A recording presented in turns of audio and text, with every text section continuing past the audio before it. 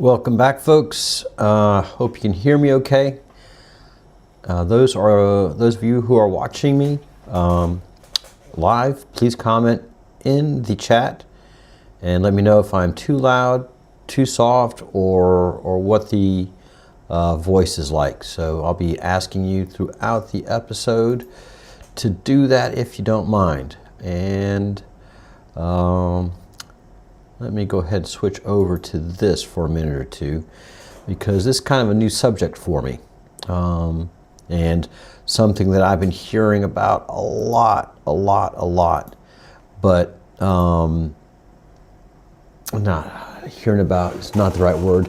I would say seeing in my video cues in my YouTube feed. The algorithm, for some reason, has been wanting me to learn about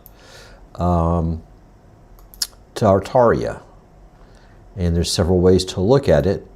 Tartar, and tar can be gas, oil, the solid form of oil, tartar being a lot of oil, and then Tartaria, a river of a lot of oil. There's a lot of ways to look at it. So it's a very interesting story because it's been hidden. It's been hidden from mankind. It's recently. So if you've not heard of it, that's very possible. Absolutely very possible. It's something that's rising new in the algorithm, and for some reason AI wants us to know about Tartaria and investigate it. And the investigations are fascinating. Absolutely fascinating. So let's get into it. This is a great place to start. This is a priest. Let's see. CM. Congregation of the Mission. Commonly called Vincentes or Lazarists, St. Vincent de Paul, and as of 2021, there are 3,100 members. So Vincentians, and so he was a Vincentian monk, and his name was Evariste Regis Hook, Abbé Hook. I don't know if I'm doing that justice or not, but he wrote a pretty important book from what I'm learning about now, that's been in print and reprint, The Remembrance of a Journey in Tartary, Tibet, and China. Now watch what happens here.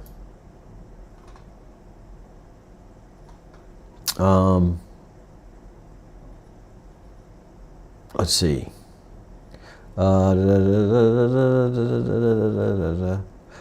It's not here. It's as we get down into his story, his works.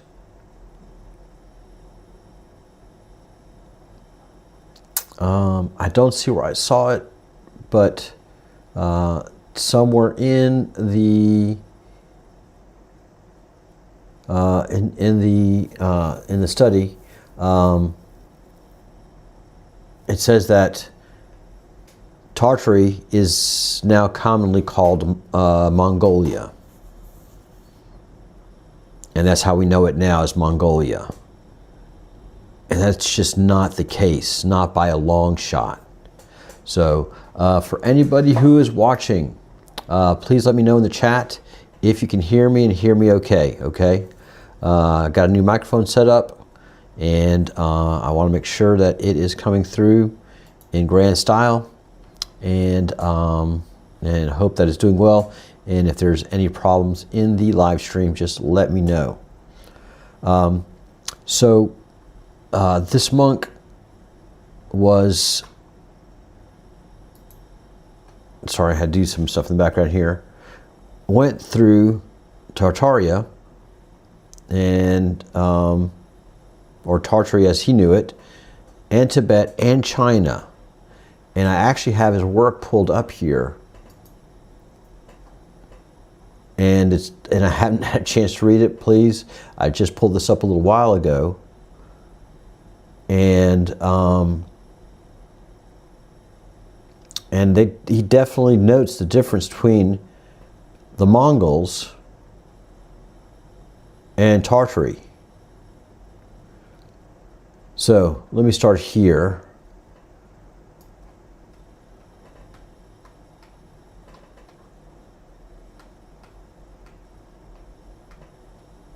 All right, since the 14th century, this festival has borne a political character, little understood apparently, by the Mongols, but the tradition of which is carefully preserved by the Chinese. About the year 1368, the Chinese were desirous of shaking off the yoke of the Tartar dynasty, founded by Genghis Khan, which had swayed the empire for nearly 100 years. So the kingdom of Tartary that we see in the maps is far older than that and far larger. And it's not just Mongolia, and it's a sophisticated culture with lots of permanent cities throughout what we know as Siberia. So it's not the Mongols. And there are Tartary kings, there's Mongols and Chinese, and they're all different in the history of the maps. So let me pull that up. And this is where I say that history is being rewritten. So the only accounts that we have of these strange and foreign lands is coming from different monks, priests, and members of Catholic orders. So if we grab one of the ancient maps that we've been looking at,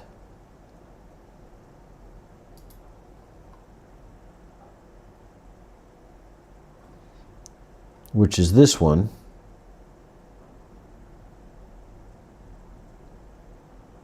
but there are many others that have the same basic information. So up here we have Tartaria. Okay, and this is Tartaria. This is the north. This is basically what we call Siberia now. This is Siberia, and you can see that it has a lot of permanent cities. There's nothing in Siberia. Then we come down south and we have Mugalia. And this is where we start to have reference of the Mongols.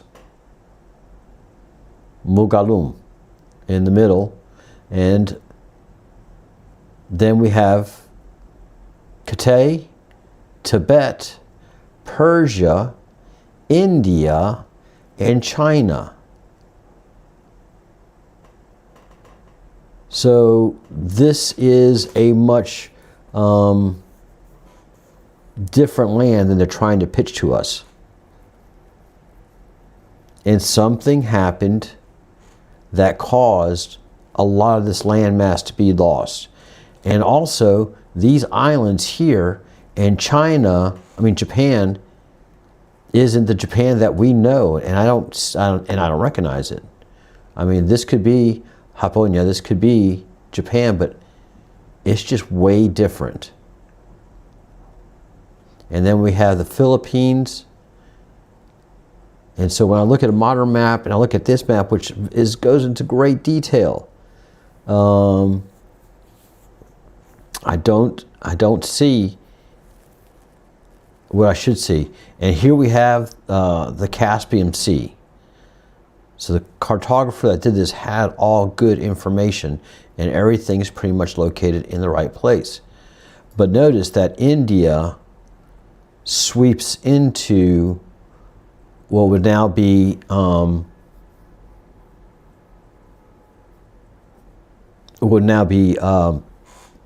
Thailand. And we see Siam there. So that's part of Thailand. And then we see Cambodia down here. But what we don't see is Vietnam. So there was a massive land shift around here. Okay, we don't see Vietnam.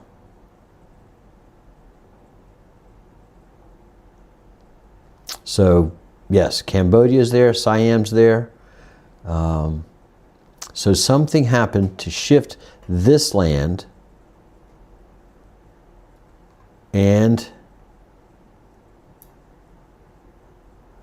coming back to something that I've been talking about for a while, and that is Latin America. We have Nova Hispania. But if you see two things, one, California is an island, and we have several maps referring to California as an island, and something that I believe, I mean, they even have a sea between them called Mare Vermelho. Now, what we don't have is the Grand Canyon, which would be a massive feature that I would think that it made a note of. And then we see this huge white piece, Arctica Inaccessa. And interesting, we have Nova Britannia, so New Brittany, or New England, and just some interesting lands. Canada, Nova Francia here, which is appropriate, okay? And here we have Greenlandia, and it's all attached by ice. Greenlandia Nova, Britannia, and Canada, Nova Francia. So there's a big, massive ice sheet over the North Pole, okay, in this map rendering. And none of this land looks correct. And what we don't have in the south is any sign of an ice sheet. And we do have the odd island here that isn't talked about. I thought it was a coffee stain, honestly, but it's rendered over here, unless it's two amazing similar coffee stains. Circus Antarcticus. So there's no indication of the ice sheet. And here we have the Magellan Straits.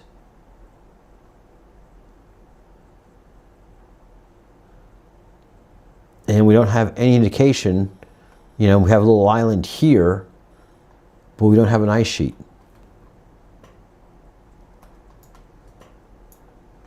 And all the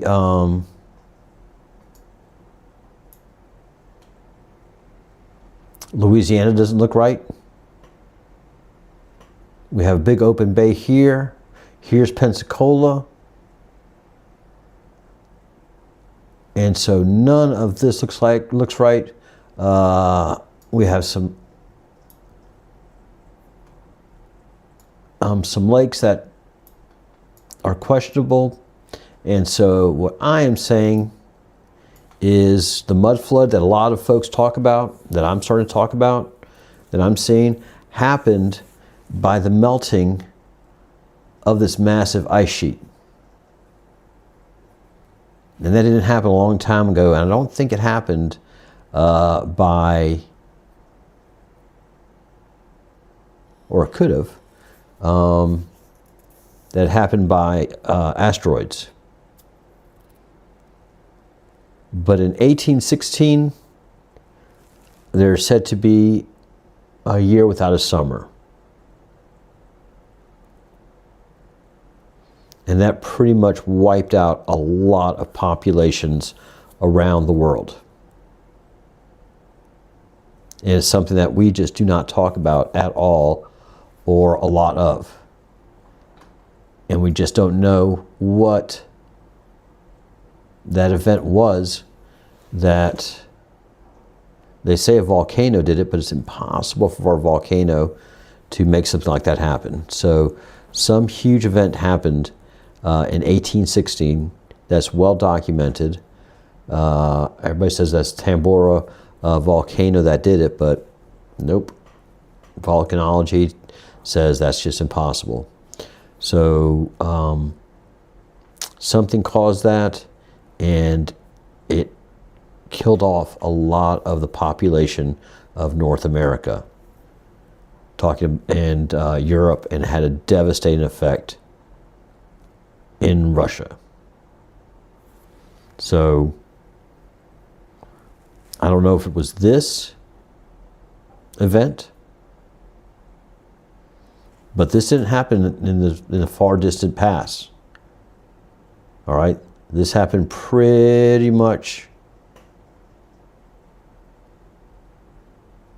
in the modern future, in our present, because we have all of these cities, Bilbao, Sayago.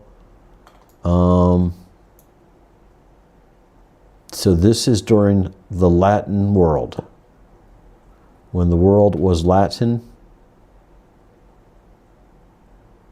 And, well, as you see in the color green, Europe and the Americas were Latin, because those are all Latin names.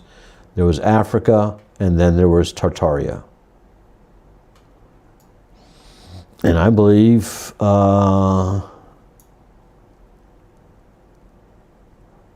some crazy stuff has happened in our past that's not documented at all.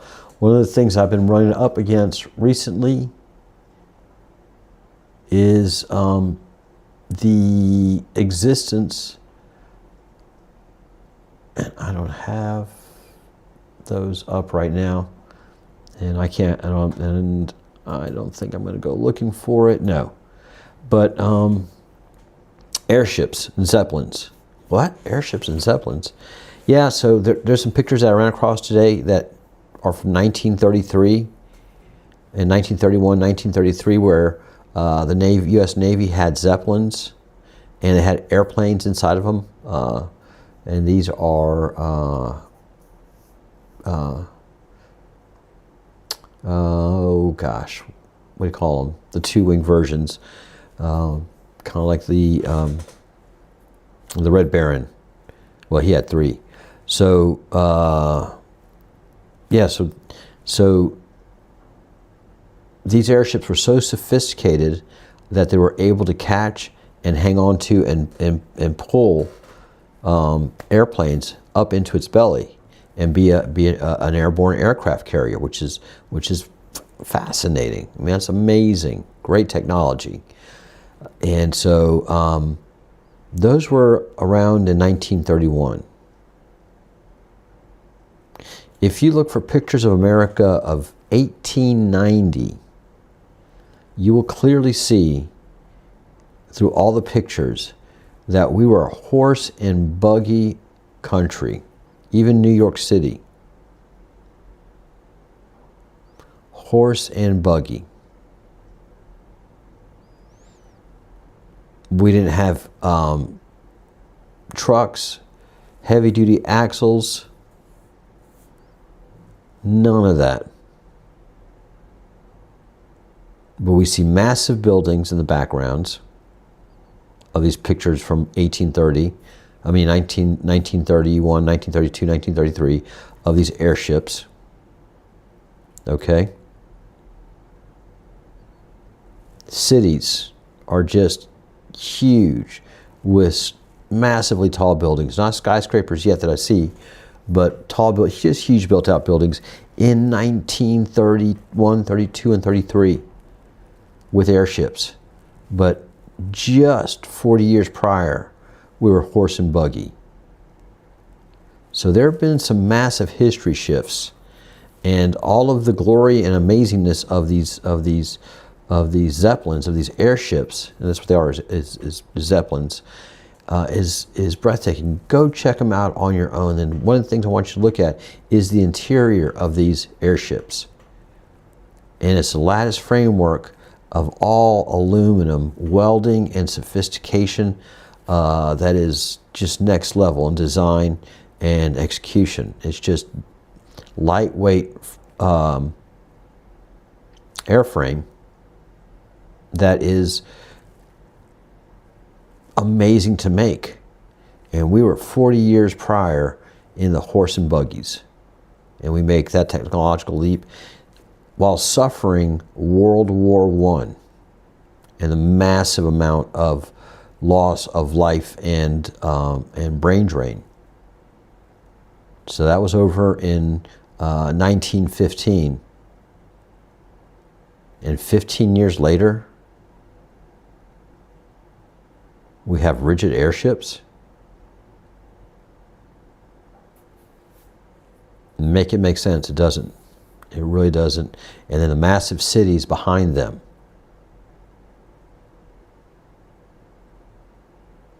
When we were just bringing people over in the 1800s, in 1816, as they say in the history, there was a mass exodus of people from Europe coming to the Americas during that 1816 summer without a sun.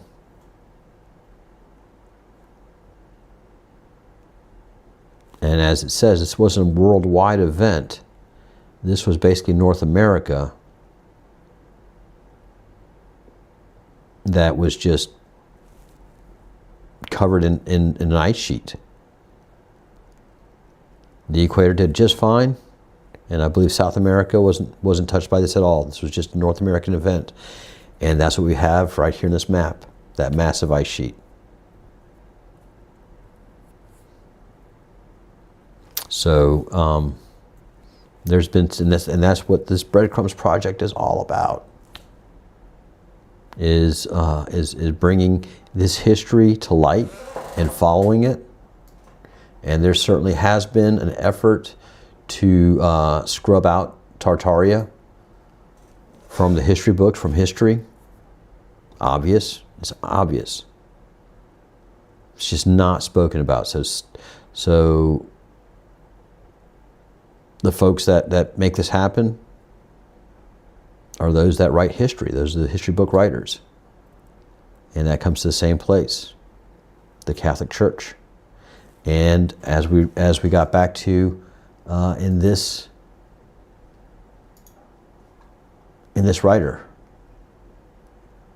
where he is talking about Tartaria in this book that was founded by Genghis Khan and an empire for nearly 100 years. And that map speaks far differently. So I will be reading a little more about this, reading a little more of this, but so far it is absolutely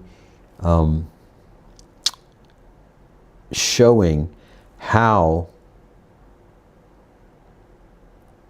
the Catholic Church rewrote North American history. And with the help of the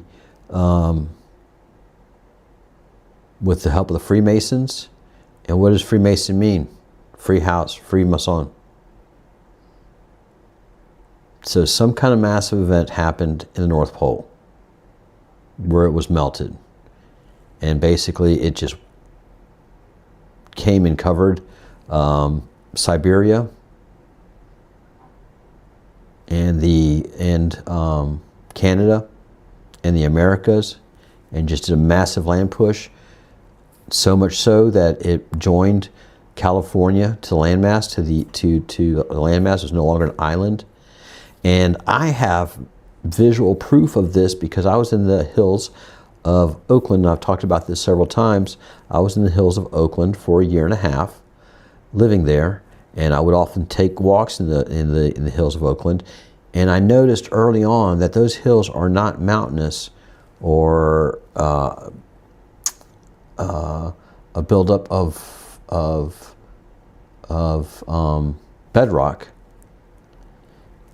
Those hills are made up of river rock and what we say is mud flood. So if you ever see a tsunami, as it just pushes dirt and debris down the path of the wave of the tsunami, well, that's just basically what happened with the release of the North American plate and the catastrophic release of all of that water and going from north to south, I would guess, because now we have a very, very, very well-established South Pole, and the North Pole freezes occasionally and then releases, but it's not the gigantic landmass that's portrayed in this map. Again, which is a very, very precise map.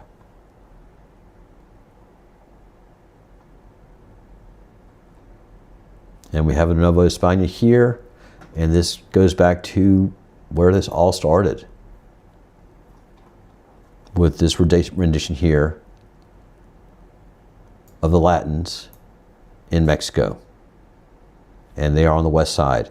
And I always wondered, how could they get over there? Now, we know from the writings of Ptolemy and man, I'm blanking out, but one of the ancient Greek writers, that they did not know about the Americas, that they would get to the end of Portugal and the end of Spain, Hispania, and that's the end of the world as far as they know. Strobus, yes. So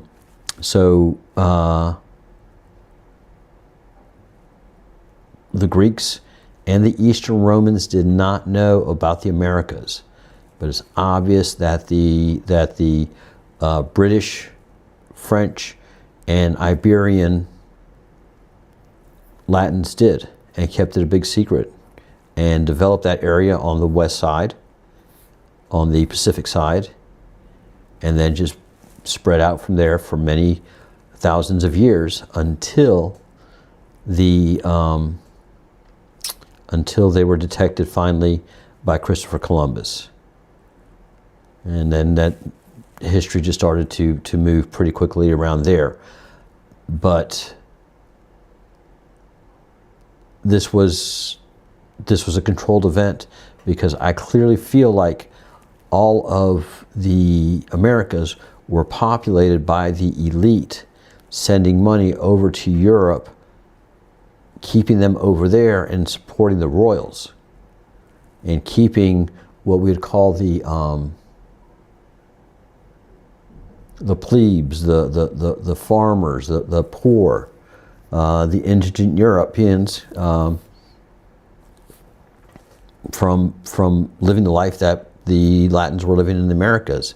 And I think that's where the resentment came from. And that's why I think that probably Germany, France, and Great Britain, when they had enough technology, which technology involved these Zeppelins, these lighter-than-the-air craft, I think they did something to exact revenge on North America and the Tartarians. Because if you look at this map,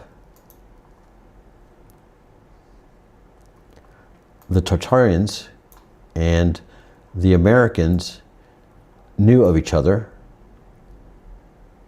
and probably did trade. So I think that the Europeans over here, European Latins, were livid when they found out about the Americas. So that is my current idea, but this is where Tartaria now enters yet another YouTuber's world, and you just can't control these events as you are a researcher. And yes, us researchers do get on the nerves of the establishment. So that is part of the process of having independent researchers like me. And I thank all of you who support this channel by watching the videos, liking, sharing, and subscribing. So again, getting to the end, if you stayed here this long, please let me know how you heard the audio. All right, thanks. And we'll see you tomorrow. We'll get back to regular schedule, which is going to be 5 o'clock Eastern, 5 days a week, Monday through Friday. Just had some events yesterday and today that caused me to have to change my recording time. But we'll get back to, and it had everything to do with this microphone. So there you go. Let me know how it sounded.